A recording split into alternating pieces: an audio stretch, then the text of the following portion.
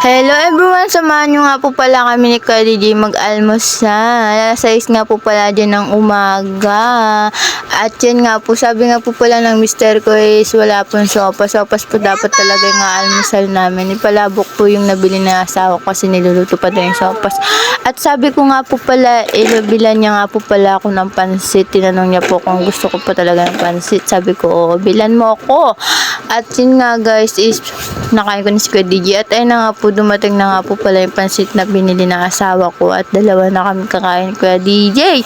At yun nga guys, for today's video nga guys, kain na nga po tayo. Sakto lang po yung lasa ng palabok. And sakto lang din po yung lasa ng pansit. At yun nga lang guys, habang tulog ang ating bunso ay kakain po tayo ng marami. At para may ditiin. Yun nga lang guys, for today's video. Kain po tayo. Thank you for watching. Bye-bye.